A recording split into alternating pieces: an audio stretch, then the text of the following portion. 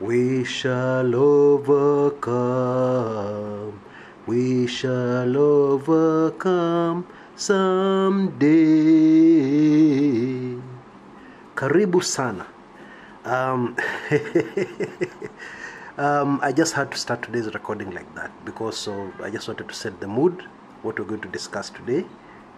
The latest is that the demos are ongoing. In Mombasa and Nairobi, they were broken up by police using tear gas. Okay, we wait for updates from the rest of the country. The demonstrations are for officials of the IEBC to leave office. It's for cleanup of the IEBC, in short, yeah. And the struggle continues, a little continua, yeah. It is not a struggle against a certain tribe. It is not a struggle against a political party. It is a struggle against impunity. The long-suffering people of Kenya versus impunity. Now, I've seen in the comments area of this channel, there have been several insistent, persistent attempts to bring tribal things here. Well, they'll always fall flat on their face because we're not about tribe, yeah? We are about a better Kenya. Period. Hakuna kitu ingine. And it's very important for the rest of us in this channel to see things really the way they are, yeah? It is not Kikuyus who are ruling Kenya, yeah? And perpetuating arrogance and impunity. No.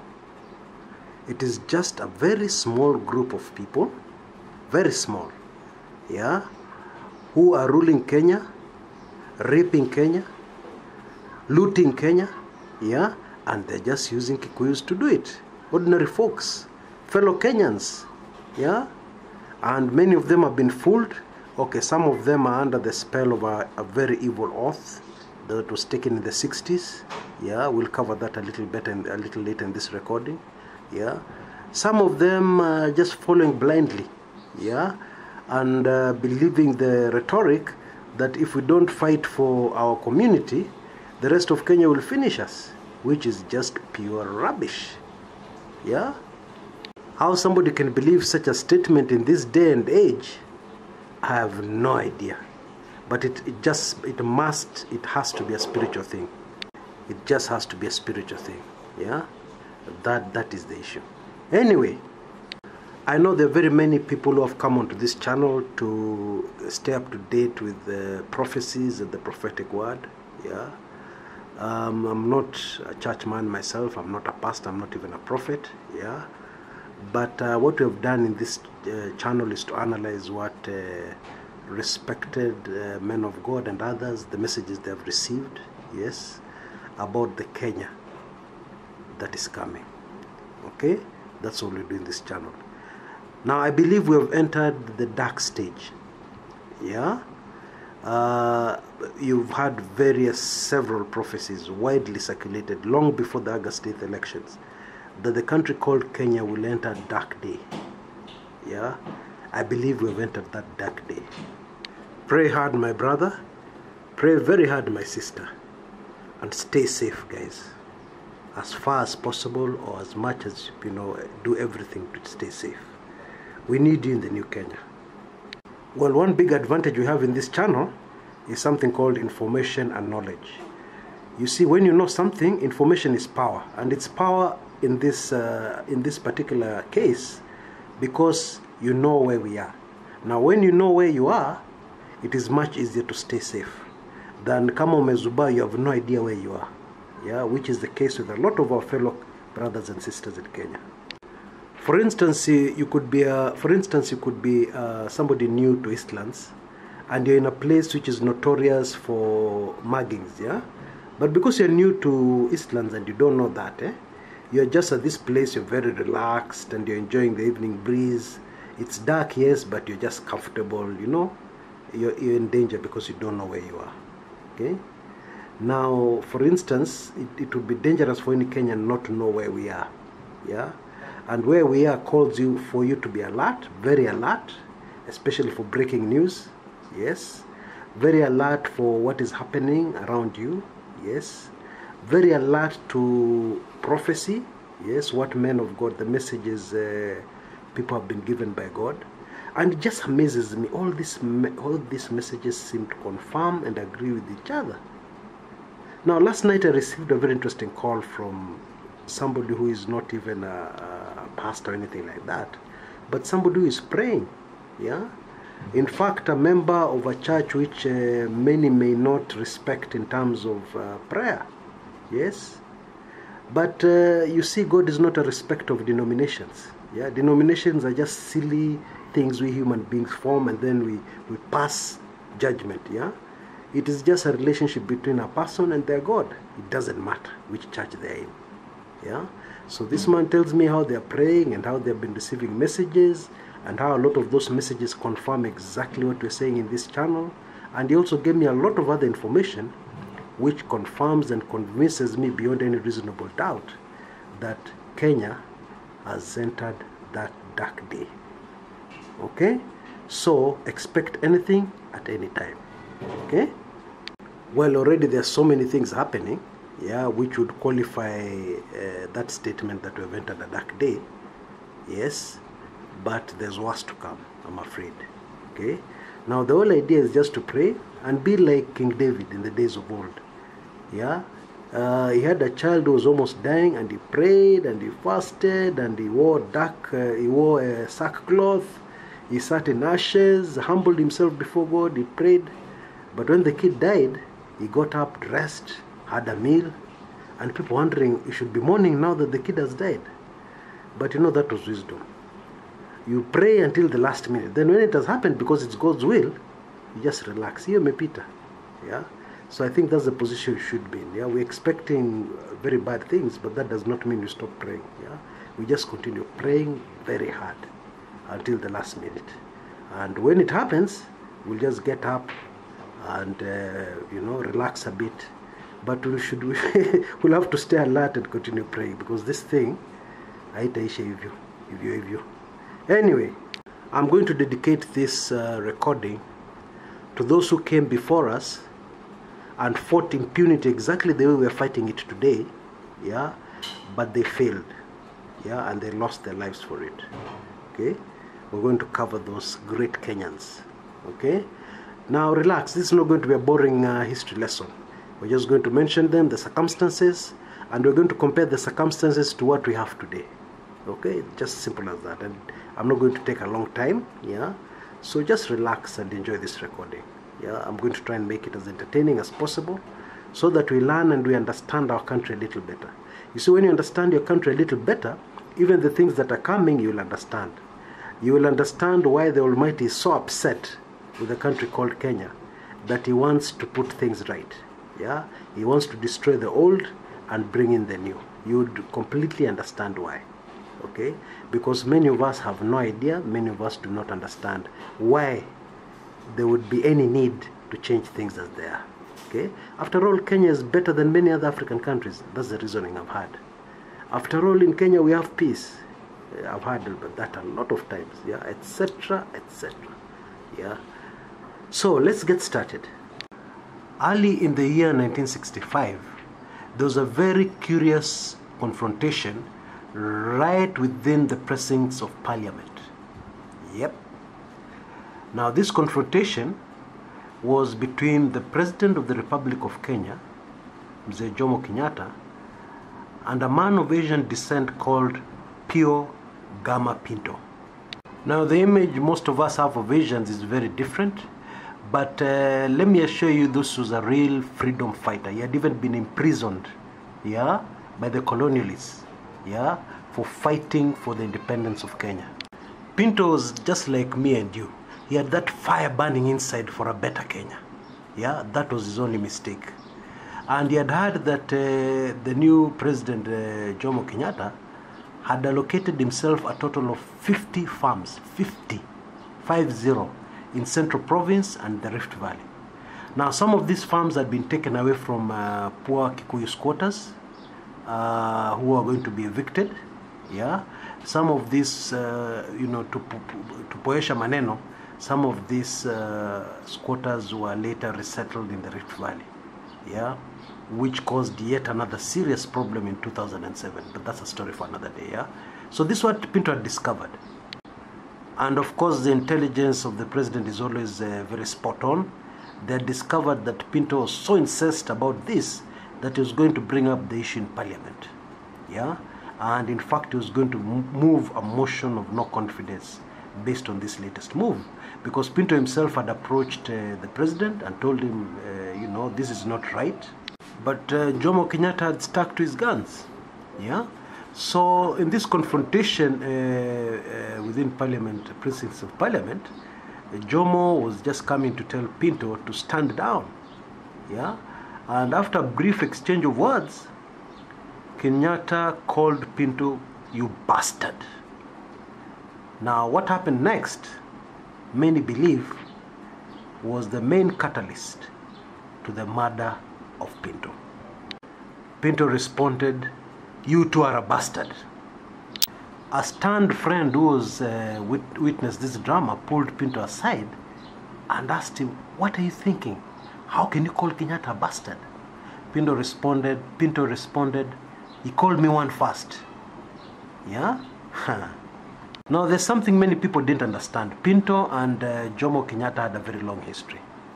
And I believe it was a bit difficult for Pinto to see Kenyatta as the new small god in Kenya, president, because Pinto was one of the main people who used to raise finances for Jomo Kenyatta.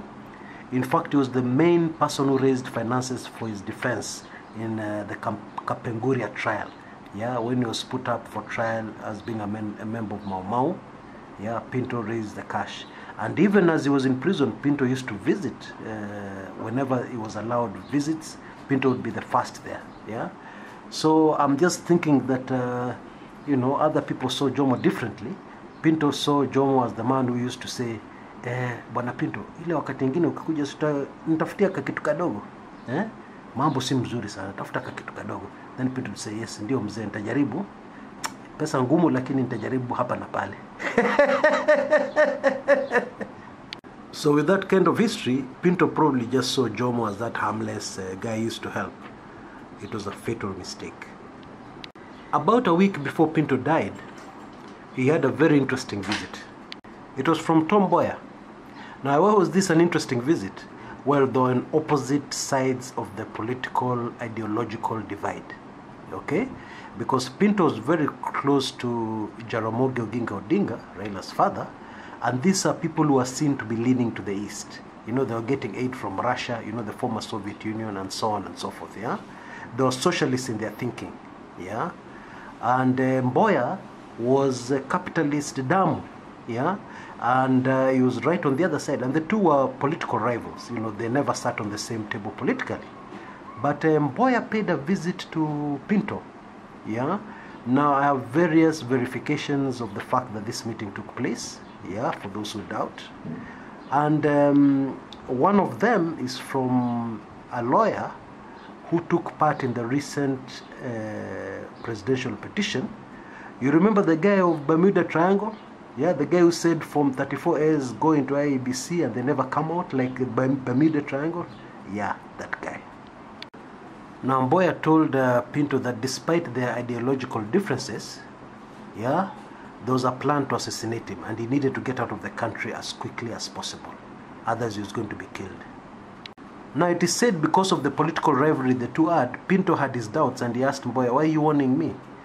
Mboya is said to have responded and said he could not fail to warn him about such a serious thing.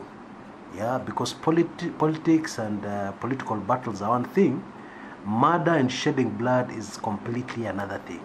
Yeah, that's what that was the whole gist of what Mboya told him. Now, Pinto was a very popular politician. Obviously, somebody who had fought for independence. He was very popular in the country at that time. Yeah, and one of the things, you know, that made him doubt, he told Mboya, seriously, if somebody murdered me, it would cause such a serious uproar in the country. Mboya quietly told him they'll still do it. Okay? Now, Jaramogi Oginga Odinga organized for Pinto to hide in Mombasa, and the plan was that he would sneak out of the country from there. Yeah? But then that whole plan was stopped by somebody called Joseph Murumbi. Yeah. Now Joseph Mruvi, as you know, is the second vice president of Kenya, and that's a whole other story. Yeah. But for now, Mruvi came in and said, no. I know Jomo. He can't do something like that. There's no way. I believe these are some of the tricks of Sungura Mjanja Tomboya. Yeah. Probably they're trying to achieve something here. Yeah. This story cannot be true. And in any case, he promised that he will speak to Jomo himself, because they were quite close. He promised he'll speak to Jomo himself and diffuse this whole issue. Tutamaliza hii maneno ni kidogo, tutamaliza. Yeah? And so Pinto did not leave the country. He stayed put. Now we'll take a short commercial break. When we come back, we'll find out what happened next, and what the connection is with the Sarit Center. Most of you have been to the Sarit Center, haven't you? Haven't you been? Yeah, I think so. Well, see you in a bit after the short break.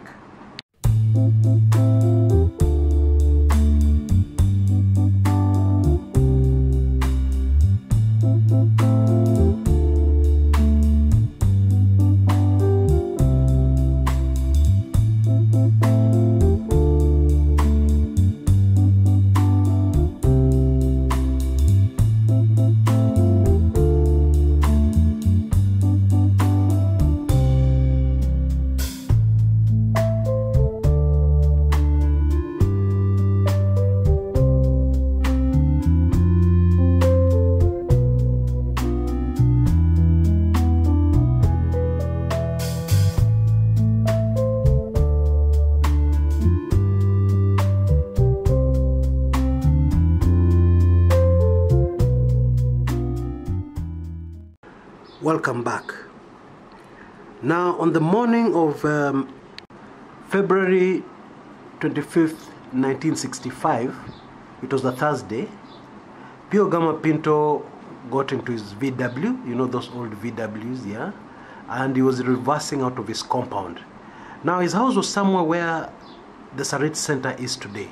You know, actually, there's something very interesting about the history of Sarit Center. For Sarit Center to be built, the owners had to buy very many plots around that area. That area was divided into very, very many different plots. They had to be bought separately, which was quite a major task. And then the whole location was put together. That's because their research had shown them that that was the best place to locate a shopping mall. Yes, in those days there were no shopping malls in Kenya. It was a phenomenon that had not arrived in Kenya yet. And the reasoning was that that was the best location, because most of the people going to the Greater Westlands area, yeah, the cream of the Kenyan society, yeah, you know, where people have cash, yeah, usually pass that area. Therefore, a high-end shopping mall would best be placed at that point. So they got onto the task, bought the various plots, and so on and so forth. Anyway, so Pio Gama Pinto's house was somewhere where the Sarit Center is today, yeah. In his car, he had his, I believe, 5-6-year-old daughter. The idea was to drop her into school and then off to Parliament buildings. He was to actually kickstart, yeah, put in motion everything to bring about this vote of no confidence bill that he wanted to push through Parliament. He was supposed to achieve all that that afternoon, okay? Now, as he was reversing, somebody just appeared at his gate and called out his name. So when Pinto turned his head to look, 2 shots were fired. Yeah, and there was blood all over the VW, and he slumped on the steering wheel, and that was the end of Pio Gama Pinto. Impunity 10, people of Kenya 0. Some months later, a friend of the now late Pinto got a phone call from a man who claimed he knew Pinto's killers. So they agreed to meet. And the man said he was actually a taxi driver, and he knew who had pulled the trigger. Yeah? Now they went to time this man in a place which he always frequented. Yeah? It was a certain brothel in town. Actually, the brothel was in Westlands, okay? Now there's, interestingly, fascinatingly, and not very easy to explain, this guy always wore a red shirt. Yeah? Imagine that. So they waited, and sure enough, the guy turned up. And sure enough, the guy admitted that he's the one who had killed Pinto. yeah, and he had been paid 7,000 bob, which was an absolute fortune those days, yeah. It was not the 7,000 bob Kenya shillings of today. And the man said, gosh, it was so much money, what could I do? I mean, it was an absolute fortune. I just accepted the money. And in any case, I was given government protection, yeah. Actually, some CID officers, the ones who had approached him to do the job, organized, and they stayed in a car very close as the assassination took place, and ensured that he would make a clean getaway, yeah. Job done. That's how it had worked out. That was the very first political assassination in the history of Kenya, yes. That day, impunity reared its ugly head, yes, and gave Kenyans a glimpse of much more to come, okay.